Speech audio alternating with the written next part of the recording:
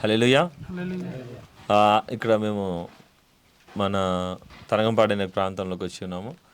ఇందాక వీళ్ళు చెప్పిన విధంగా హార్ట్ ప్రాబ్లం ఉంటే చాలామంది చెప్తారు డాక్టర్లకు చూపియొద్దు, అలా ఉండొద్దు, ఏసయ్యే స్వస్థపరుస్తాడు, ఏసయ్య అలా చేస్తాడు. అలా ఏమైనా నేను మోసకరమైన మాటలు చెప్పినా లేదుగా. లేదు, నువ్వు హాస్పిటల్లో చూపించుకో, కానీ డాక్టర్లు ఏమంటారు చెప్పు, వాటిని మార్చి దేవుడు స్వస్థపరచడానికి నేను ప్రార్థన చేస్తాను. అంతేనా చెప్పింది? అంతేనా? అంతే. దాదాపు 6 నెలల నుంచి హార్ట్ వాల్స్ రెండు బ్లాక్ అయినాయి. మనిషి నడవలేకపోయిండు, పని చేయలేకపోయిండు. అయ్యా అవునా? అలాంటి పరిస్థితిలో మన కుటుంబం చూస్తే చూడండి, ఒకసారి ఇల్లు చూడండి, పేదరికంగా కొంచెము వాళ్ళు రైతు రోజువారి పని చేస్తే తప్ప వెళ్ళదు. అయ్యా వాస్తవేనా? కోట్లు ఏమైనా ఉన్నాయా? లేవు. కోట్లు ఏమైనా ఉన్నాయా? కోట్లు ఏం లేవు. 5 లక్షలు ఇంకా అప్పు ఉంది మాకు. ఇలాంటప్పుడు ఒక హార్ట్ ఆపరేషన్ చేయాలంటే ఈ పేద కుటుంబాలకు చాలా ఖర్చు అవుతుంది. 4 లక్షలు 5 లక్షలు ఖర్చు కాంది. మళ్ళీ మనిషి హార్ట్ ఆపరేషన్ చేసినంత మాత్రాన మనిషి మళ్ళీ పని చేసుకోవడానికి అన్నిటికీ కుదిరిద్దా అంటే కుదిరిద్దయ్యా? కుదరదు. అలా అని ఇంట్లోనే ఉంచితే ఆయన పని చేయాలి, లేదంటే అబ్బాయి పని, ఎవరో ఒకరు పని చేస్తే కానీ ఇల్లు బయటకి, ఒక ఇంటి మీద ఒక ఇల్లు మీద దాదాపు 4-5 కుటుంబం వెళ్ళాలంటే గడవాలంటే కష్టం. ఇలాంటి ఆర్థికంగా ఉన్న దేవుడు కూడా నేను చెప్తా ఉంటాం, కోటీశ్వర్ల దగ్గర డబ్బులు ఉంటాయి కాబట్టి వాళ్ళు దేవుడు అవసరం లేదు, డైరెక్ట్ పోయి ముందు హాస్పిటల్లో పడుకుంటారు. కానీ పేదోడికే దేవుడు అవసరం. ఆ దేవుడు కూడా యేసయ్య అవసరం. ఎందుకంటే మా దగ్గర లక్షలు కోట్లు లేవు. ఉన్నాయా? లేవు. దేవుడు కష్టపడాలనుకున్నారు. డాక్టర్లకు వెళ్తే అమ్మ ఎంత ఖర్చు అవుతుంది అన్నారు? 2 లక్షలు అయిద్దాను, 2 లక్షలు 3 లక్షలు అయిద్దాను. ఏం చేయాలన్నారు? ఆపరేషన్ చేయాలి, గుండె అది వాలేయాలన్నారు. వాలేయాలంటే మాకు చేత కాదు, మేము వేయలేము, మా కాడ డబ్బులు లేవు, కూలి చేసుకునే వెళ్ళేట్టు, లేకపోతే లేదని ఇక చర్చిలో ఏడ్చిన దేవుడి కాడ. 2 నెలలకి దేవుడు మాట్లాడిండు. ఆ రోజు వచ్చిన రిపోర్ట్లతో ఇగో ఇయే రిపోర్ట్లు ఇట్లానే ఉన్నాయి. ఆల్రెడీ మీరు చూడొచ్చు, వాల్స్లో ప్రాబ్లం ఉంది. 2 వాల్స్, ఒకటి కాదు 2 వాల్స్ ఉన్నాయని, ఇంకా పెద్ద టెస్టులు ఉన్నాయి, యాంజియోగ్రామీ అవి కూడా టెస్టులు ఉన్నాయి, అవి లోపల ఉన్నాయి. మనం చూపించాము ఆల్రెడీ చర్చ్లో. ఇలాంటి పరిస్థితిలో వచ్చినప్పుడు కూడా నాకు ఒకటే అనిపిస్తుంది, మీరు చేసేది ప్రయత్నం చేయండి. అంటే అయ్యా మేము ఏం చేసే పరిస్థితి లేదు, ఇప్పుడు డబ్బులు కూడా లేవు అని ఉచితంగా పోయే పరిస్థితి, ఏదైనా ఆపరేషన్.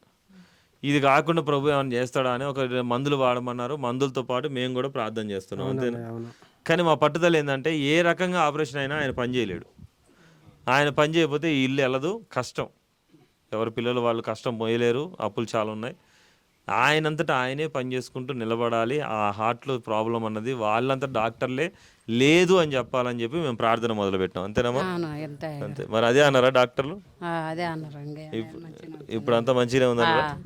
మంచిగానే ఉంది, అంత క్లియర్గా ఉంది. ఈరోజు మేము సంతోషంగా వాళ్ళ ఇంట్లో ప్రార్థనకు వచ్చాం, ఇలా సరదాగా కూర్చొని మాట్లాడుతున్నాం మీ అందరితో. నిజమేనా జరిగేది? ఒకసారి చుట్టూ చూపి అయ్యా, నిజమేనా? అంతా అబద్ధం అయితే లేదుగా ఇంతమంది మందిలో.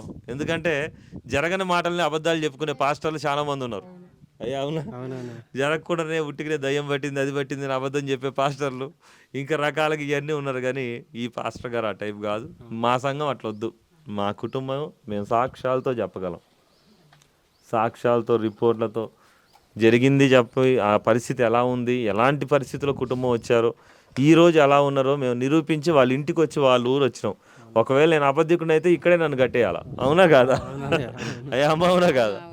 ఏదో తప్పు లేదు. వాళ్ళు అక్కడ ఎవరో కూర్చొని నలుగురు మధ్యలో మనం ఏదో మ్యాజిక్ చేసినట్టు మాట్లాడడం కాదు. ఒరిజినాలిటీ ఉంటే ధైర్యంగా మాట్లాడాలి. ఈరోజు మన కుటుంబాలు దేవుని నమ్మే. అయ్యా మీరు మందిరానికి వచ్చాక ఎలా ఉన్నారు? ఇప్పుడు మంచిగానే ఉంది. మంచిగా ఉన్నాం గారు. ఇప్పుడు రాకముందు మంచిగా బాగాలేదు, కానీ రాకముందు మంచిగా ఉన్నాం. దేవునికి స్తోత్రం, ఆమేన్, హల్లెలూయా.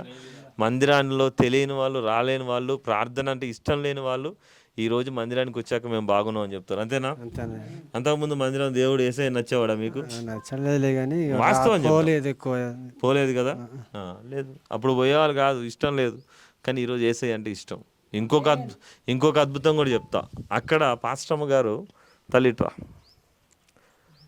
మా అమ్మాయిని చూసినట్లయితే ఈ తల్లిగారు కష్టపడి ఎట్టి పరిస్థితుల్లో సంతానం కోసం ఫలాలు తెచ్చేది. అమ్మ అవునా? పిల్లలకి సంతానం ఫలాలు, దేవుడు సంతానం ఇవ్వాలని చెప్పేసి, అది కూడా ఎవరో సంతాన ఫలం ఇస్తే కాదు, ఇస్తే నెరవేరుతుందా లేదా. ప్రతి సంవత్సరం మేము మన మందిరంలో ఈ యొక్క ఫలముల గురించి ప్రత్యేకంగా ఇస్తున్నాం. పోయిన ఒక్క సంవత్సరంలో 440 మంది, అది కూడా పెళ్ళైన 5 ఏళ్ళకి 6 ఏళ్ళకి సంతానం లేని పిల్లగాళ్ళకి అయిందా లేదమ్మా? 4 సంవత్సరాల 4 సంవత్సరాలు. సంతానం లేక నువ్వు దేవుని అక్కడి నుంచి తీసుకొచ్చినావా? తీసుకొచ్చిన అయ్యగారు ఇచ్చిన. వీళ్ళు వాళ్ళ అమ్మాయి తరపు వాళ్ళు హిందువులా క్రైస్తవులా? హిందువులే. వినపడ్డట్టు చెప్పు. హిందువులే కదా. వాళ్ళ ఆయన దిన్నైపోయేది, మేమే దొంగతనంగా ఇక్కడికి వచ్చినప్పుడు తీసుకొచ్చి ఇచ్చేది. చర్చి దేశభాతం అని ఇప్పటికి కూడా అంటాడు, కానీ దొంగతనంగా తీసుకొని వస్తాను ఇప్పుడు కూడా సాక్ష్యం అంటే భయపడుతుంది. కానీ ఈరోజు మా బిడ్డ గురించి మేము చెప్పే సాక్ష్యము, సంతోషంగా తను నార్మల్ డెలివరీ అవ్వాలి, చేతులలో పిల్లల్ని పట్టుకొని సాక్ష్యం చెప్పాలి. ఎందుకంటే ఆ రోజు ఆ తల్లి ఎంతో ప్రయాసతో జాగ్రత్తగా, ఎవరు ఆపిన హిందూయిజం ముస్లిమిజం ఇవన్నీ కూడా శరీరంతో ఉండిపోతాయి నాన్న. మనిషి పోయాక ఏ ఇజం పైన ఉందో ఎవడికి తెలియదు, తెలుసా అమ్మా? వాడు ఆపిడి మేము హిందువులో మేము అధ్యయనం మేము అజ్జేయం కాదు. ఆ తల్లికి ఇష్టమైంది దేవుడు మందిరం దేవుడు పాదాల దగ్గర పెట్టింది, ఆ యొక్క ఫలం తీసుకొచ్చింది. అమ్మ అవునా? సంతాన ఫలము, ఆ జాంకాయలే దేవుడు ఆడ పెట్టినది తీసుకొచ్చింది. నువ్వు తిన్నావారా? నిజంగా అబద్ధం కాదు నేను చెప్పేది. తిన్నా బాబాయ్. తిన్నది. ఈరోజు తను సంతోషంగా ఈరోజు ప్రెగ్నెంట్. మేము ఇంకా గొప్ప సాక్ష్యాలు చెప్పాలి, ఎత్తుకొని సాక్ష్యం చెప్పాలి. ఆమె మంచి నార్మల్ డెలివరీతో బిడ్డ మంచి ఆరోగ్యంతో, సంతానం అంతా కూడా ఆరోగ్యంతో దగ్గరుండి అయ్యా మేము అన్నిట్లో గెలిచామని ఇంకా సంతోషంతో చెప్పే భాగ్యం మాకు ప్రభు ఇచ్చును గాక. ఆమెన్. అందరికీ ప్రైజ్ ది లార్డ్.